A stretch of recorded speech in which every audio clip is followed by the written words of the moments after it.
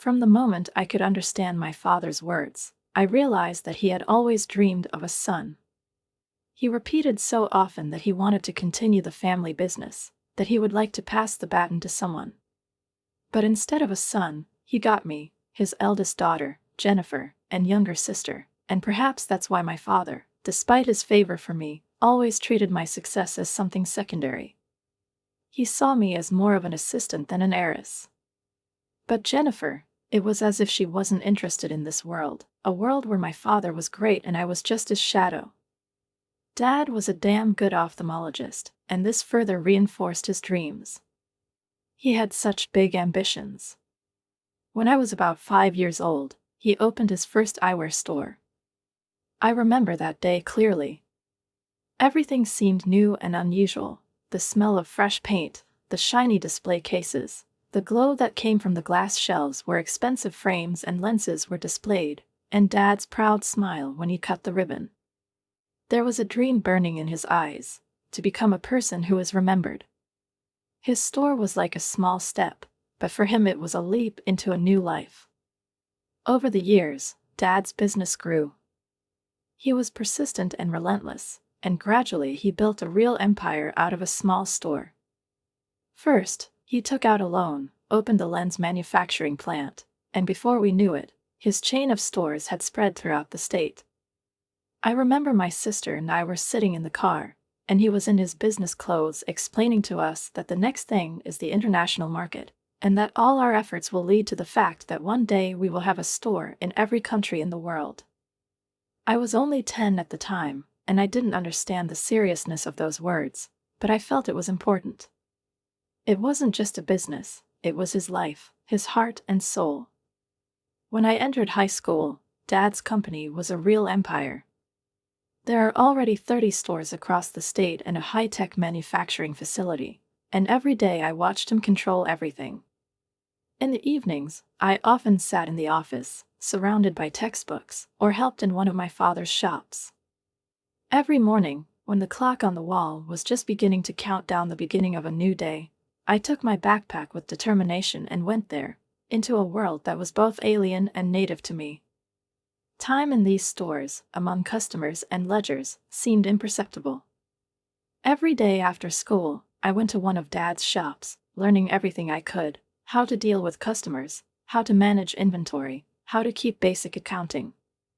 I tried not to miss a single detail, so that maybe one day, if not to my father, then at least to myself, I could prove that I could be better than just a businessman's daughter. I was determined to prove myself, to become not just his assistant, but also a strong player in this big game. I knew that one day I would have to take on more than just following his instructions. My sister, on the other hand, didn't give a damn about family matters. She did not strive for success in business and was most often preoccupied with her teenage problems, not interested in anything that was happening outside of our family. She would have preferred to be away from all these commercial matters, and I felt like there was a bigger gap between us every year. Dad often said that Jennifer did not meet his expectations, and although he loved both of us, it always seemed to me that I was something like a lifesaver for him, which he could rely on in difficult times. He often hinted that I needed to learn to be cool-headed like him, not to lose my head in the most difficult situations. I tried, and every day I managed to become more and more like him. But to be honest, sometimes I wished that I could just be a child, and not a woman who had been carrying the burden of responsibility since an early age. Years have passed, and I have climbed the corporate ladder. Deputy Chief Accountant was my new position. I felt more and more that my contribution to the company was beginning to have a real impact. Every day I became more confident, realizing that now I was really making a difference in business, and not just blindly following instructions. I helped my father with budget planning, solved issues that might have seemed insignificant to him before. I didn't have to constantly wait for instructions. I could already make important decisions on my own, determine a strategy. It was my area of responsibility, and I was proud of it. My brother-in-law Tom also rose through the ranks. Dad appointed him head of the supply department, and damn it, this guy knew how to do it. His whole life seemed perfectly structured, His decisions were accurate and correct, and every year he became an increasingly important figure in the company. Dad loved him, treated him like the son he never had. They ran a business together, and this union seemed so natural, so harmonious. I stayed in the shadows, with the feeling that what I was doing would never be as important to my father as what Tom was doing. I tried not to let it bother me, focusing on my work. My tasks were difficult, and I absorbed them with my head so as not to think about how she and Tom spent hours every day in my father's office, discussing details, laughing, leaning over each other over a cup of coffee. I was already used to it, but I couldn't get rid of the pang of jealousy that ran through my body every time I walked into the office and saw how they were communicating, how they were always on the same wavelength, as if I didn't exist. And then that day came. Dad called me into his office, and my heart immediately started beating faster. I knew this was going to be an important conversation, but I didn't know what it was about. When I sat down opposite him, his gaze was serious, which immediately made me feel anxious. There was no warmth in his eyes that I was used to seeing. He exhaled as if about to say something heavy. I waited. "Jennifer," he said my name, "I want to talk to you." These were the words that always preceded important events, and I immediately felt that something was changing. "I was thinking about you, about your progress, about how you work with accounting. You did a great job." It was the first moment when I felt relieved, but before I could really be happy, he continued. "I think it's time for a change." My heart was pounding in my chest. I held my breath, hoping that these changes would be related to me. I silently waited for him to continue. My fingers nervously gripped the handle of the chair. My father kept talking, but now his words didn't reach me. I just looked at his face, at his hands, which were lying on the table, and tried to figure out what it was all leading to. "Tom deserves a promotion," he said with obvious pride, and this moment was like a knife in my heart. "I want you to take on a new role, but not in accounting, but in project management. We are launching new directions, and I am sure that you will be able to do it." I realized that he hadn't seen me in the position I was so eager for. He didn't want me to take his place. He probably always thought that Tom would be the one to continue his work. And then I realized that, perhaps, for him I had always been just an assistant, but I had never been a full-fledged heir. I did my best not to show my disappointment. I answered him calmly, with restraint, but a storm was raging inside me. I was ready to move on, but at that moment I realized that the path I had hoped for in the family was closed. He slammed his hand on my desk, and I flinched, feeling the air around me become heavy, almost viscous. This gesture was not just harsh, it was humiliating. He made me feel like I was just dust on his expensive suit. "You don't have the authority to give instructions to the company or organize inspections." His voice sounded so furious that it seemed he was ready to tear up everything in his path. "I'm the head of this company, you don't understand." He said these words with such contempt that every syllable echoed in my head, making me feel small and insignificant. He stormed out of the office, leaving me standing there as if time had frozen. I was left alone, shaken, with the feeling that the earth had gone from under my feet. For several days in a row, I felt like a nobody, lost, disappointed in myself and in this business, in which I once saw the meaning of my life. My efforts, my long nights, my sleepless hours spent writing reports, now seemed in vain, like water running down glass, leaving no trace behind. From that moment on, I stopped being the person who once burned this business. My passion, which I had fed so fiercely like a fire, now looked like a dying ember that could not find the fuel to ignite again. I was just doing my job, no more and no less. It's like I'd become an empty shell that lives through the days like the boring pages of an old book. There was no fire inside me, but only routine. One evening, after another lifeless day at work, Mom called Jennifer. Her voice sounded agitated, almost nervous, as she said, "Dear, your fathers have decided to retire. We want to throw him a party, and I was hoping you could help organize it." These words caused me a mixture of emotions that I didn't even try to analyze right away. I'm relieved because Dad's finally gone. It was hard for me to imagine him as a weak-willed old man on the verge of leaving. But with that relief came anxiety about what it meant for the company. My past with this business seemed to be turning into an empty shell now. What will happen to him when Dad leaves? However, there was also a small, barely noticeable part of me that wanted to give up the whole idea, just to somehow avenge his humiliation, for the moment when he shot me in the face with his words. But that part was fate, barely perceptible, because deep down I still wanted his approval. I wanted to be good to him, a daughter he was proud of, despite everything that had happened between us. Mom finished her call, and I felt my fingers tighten around the receiver. I was looking out the window, feeling the cold evening winds touching my hair, and suddenly decided. "Mom, I'll be happy to help," I said, trying to hide the tremor in my voice. "When are we planning a party?" My hand did not waver, and I felt, despite all my doubts, that little spark that once ignited my ambitions was awakening inside me again. I knew I had to do it.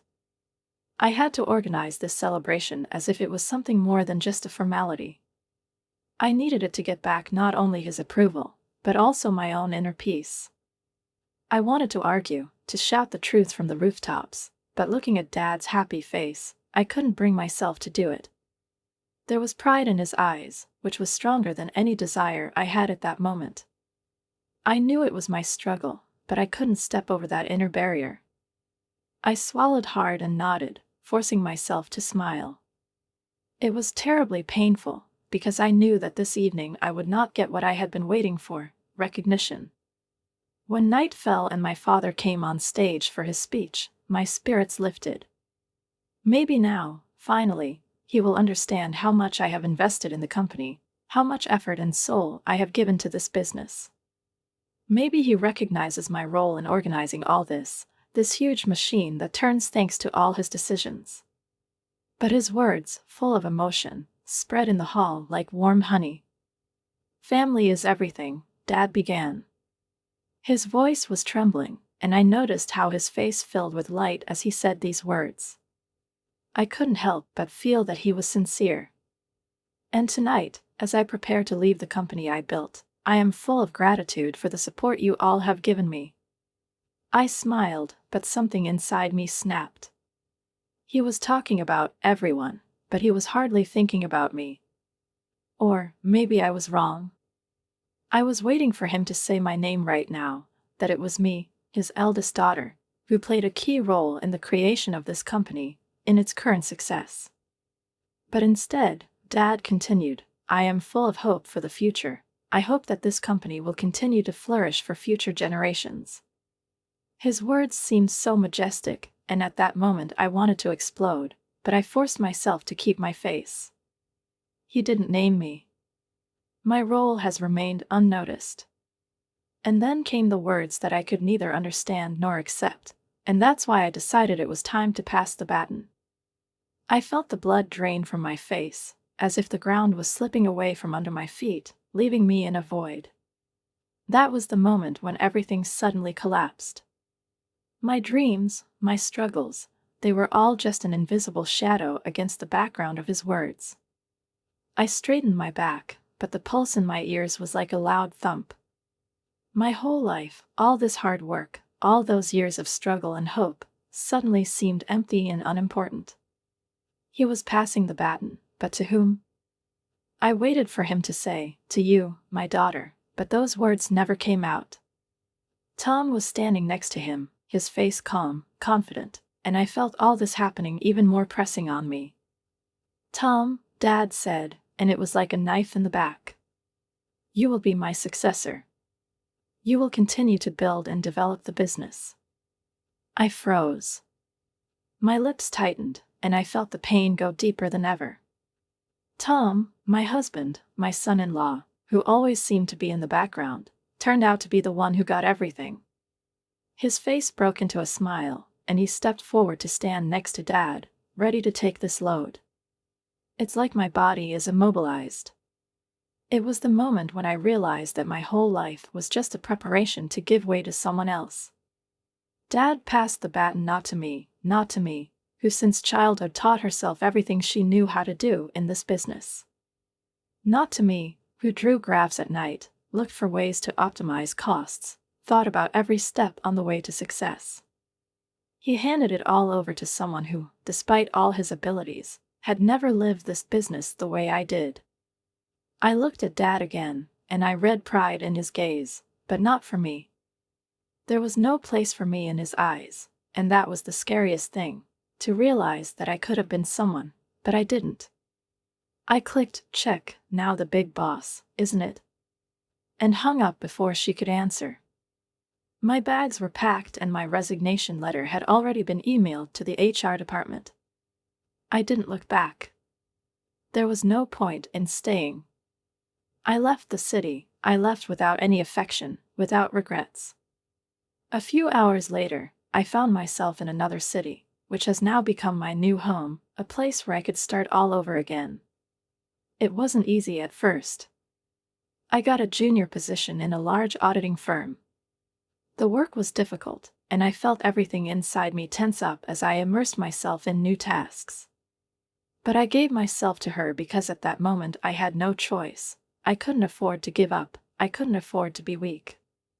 It was the only thing I could control, and I decided that I would not stop, no matter how difficult it was.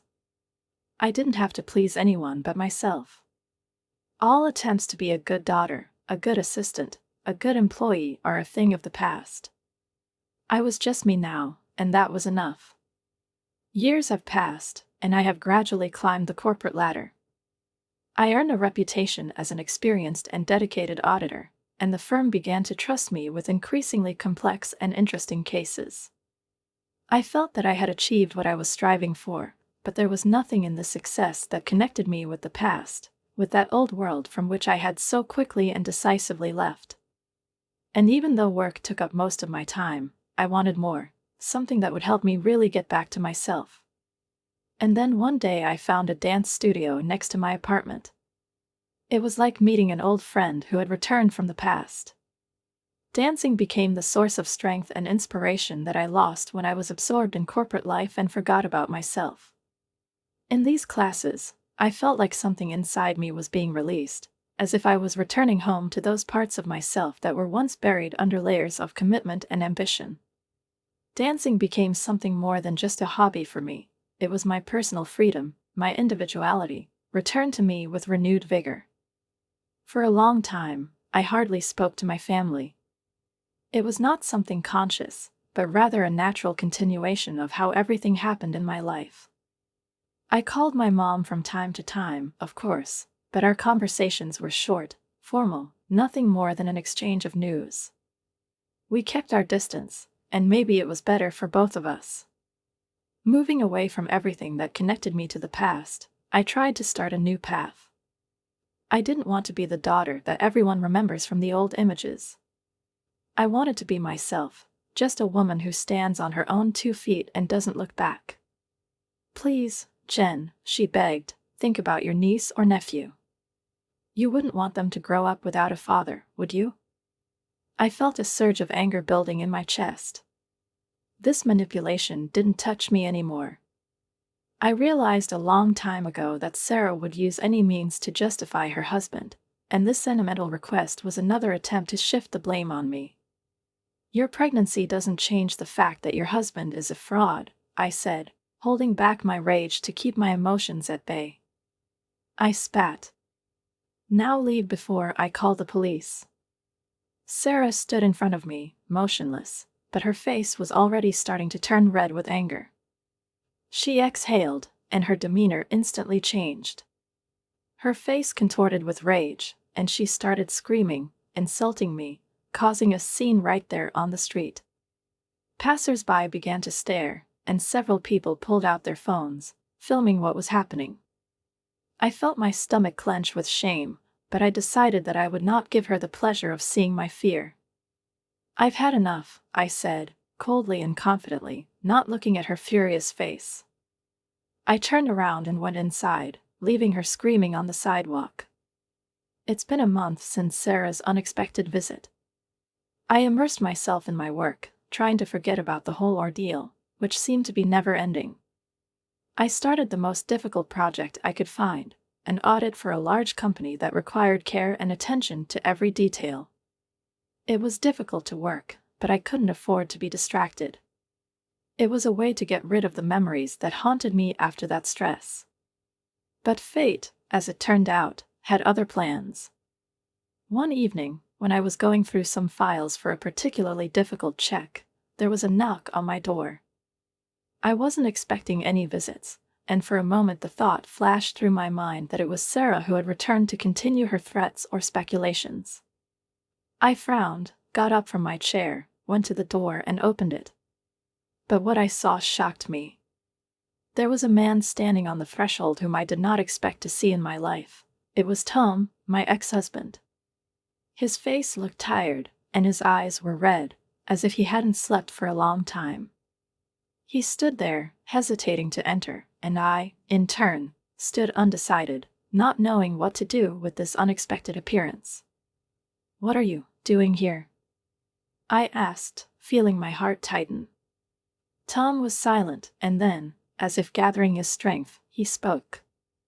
"I knew you wouldn't be happy to see me, but I needed to talk to you." His voice was hoarse, and there was a note of desperation in it that couldn't help but be alarmed. I felt something inside me tense up. We haven't seen each other for several years. The last time I saw him, our divorce had just been finalized, and his face was full of cynicism and indifference. He's gone, leaving me and everything we've built in the past. And now he was standing in front of me as if nothing had happened. I took a slow step back, letting him enter the hallway. "Come in," I said, not knowing what to think. "You shouldn't have come. What do you need?" Tom sighed, and his eyes twinkled slightly, as if he was ready for something important.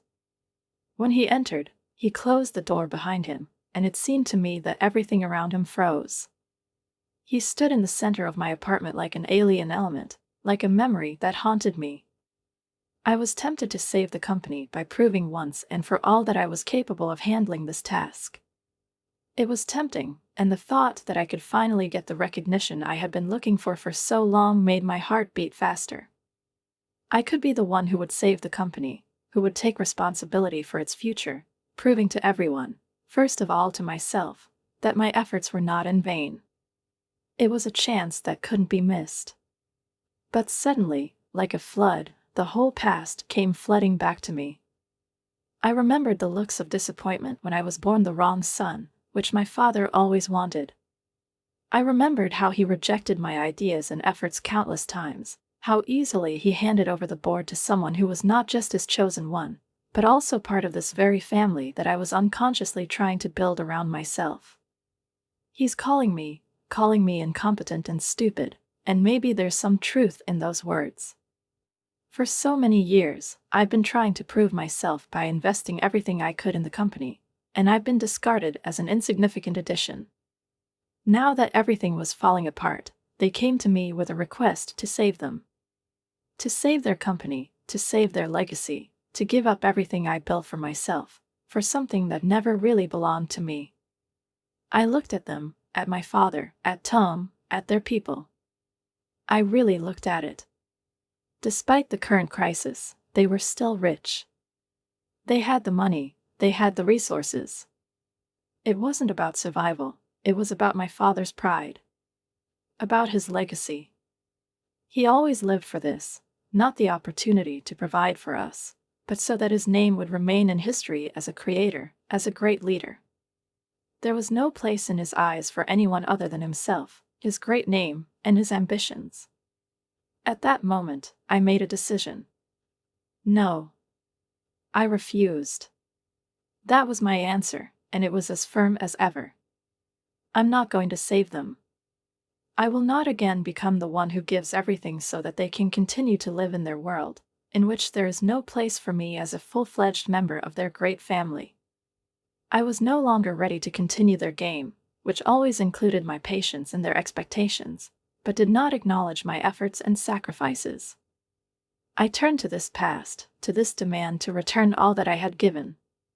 And I felt a heavy feeling spreading inside me, a mixture of bitterness, despair, and relief. All this time, all these years, I've been trying to please them. But they weren't the ones I had to seek agreement with. They weren't my allies, they were mine, a shadow. Now I was ready to move on, no matter what they said, no matter how they judged me. I looked at my reflection in the mirror and realized that the time had come when I would no longer seek the approval that they could never give me. Tom wasn't so lucky. Fraud, tax evasion, embezzlement. The list of charges was long. He ended up behind bars, his offshore accounts were frozen, and his life was drowned in fines and debts. At some point, I realized that everything he had built, all his ambitions, all the efforts he had put into his greatness, disappeared in an instant, like sand blown away by a storm. Sarah is now left alone, a single mother, having returned to her parents, to the house that I left once without looking back. I heard that she was struggling to come to terms with the new reality, trying to find something in herself that could hold her back. Sometimes I felt sympathy for her and her child, especially when I thought about how hard it is to start all over again when you find yourself at the lowest point. But then I reminded myself that she had made her choice. And as for me, I knew that life has a funny way of surprising you when you least expect it. It happened one evening when I came to the dance again. The dance studio was my refuge, a place where I could forget myself, be myself, where there was no place for corporate worries and resentments. I was lost in the music, in the rhythms that enveloped my body, allowing me to forget about everything that did not concern these moments. I allowed myself to move in time, as if it was the only way to escape from my reality. And that's when I noticed him. A man with a camera standing in the corner, recording the dancers' movements. There was something about the way he looked at the world through the lens, as if every moment was not just a frame, but something important, something unique. His gaze was calm and at the same time focused. He was absorbed in what he saw, and that intrigued me. Why is he watching us with such attention? What does he want from this evening? I kept dancing, but I couldn't stop thinking about him. After class, when the lights in the hall began to dim and the last chords of the music were still ringing in my ears, he came up to me. His smile was warm and sincere, which surprised me, because such sincere smiles are rare in this world. "Hi," he said, and his voice was soft, confident. "I'm Alex." I nodded, feeling a slight chill run through me from his spontaneity. He continued, "I hope you don't mind, but I have some great shots of you dancing. You're really talented." It was unexpected. I didn't expect anyone to rate my dancing so highly, even though I didn't consider myself a professional. Nevertheless, his words turned out to be sincere, and this aroused my interest. We started talking, and before I realized it, hours had passed. Time flew by so fast that I almost didn't notice how it was slipping away. We discussed dancing, the art of photography, and more. He told me about his projects, how he loves to shoot people in motion, how his camera allows him to see the world in a new light. I wondered how he could describe so accurately what I felt when I danced. It was as if he saw my soul through a lens. After the conversation, I couldn't get rid of the strange feeling that he and I had found something important in these few hours of communication. It was the moment when I realized that, despite all the pain and resentment of the past, life can still surprise you. It can present you with something unexpected that you did not expect. And so, this moment, meeting Alex, was such an unexpected turn for me. Strangely enough, I felt that perhaps this meeting was not accidental. Maybe right now I needed to find something that would open up a new path, a new world for me. A man with a camera stood at the corner of the studio, his lens capturing my movements like a hunter seizing the moment. I didn't pay much attention to him right away. I didn't think it might be important, but something about the way he looked at the world through the lens caught my attention. He wasn't like everyone else who was just doing profile photography or commercial projects. No, his gaze was deep, attentive, focused. It seemed that he was looking for not just a picture, but a soul, something that cannot be expressed in words, only through frames. After class, when everyone started to leave, he came up to me. His smile was warm and sincere, and I felt something unusual and soothing in its simplicity. "Hi, I'm Alex," he said, holding out his hand. "I hope you don't mind, but I have some great shots of you dancing. You're really talented." His words sobered me up immediately. I wasn't sure how to react, but something about his calmness and confidence was comforting. We started talking, and it took several hours before I realized it. We talked about everything, about dancing, about life, about how each of us can be different from those around him. Alex was an interesting man. He was not only a photographer, but also a man who knew how to look at the world like no other. Over time, our meetings became regular.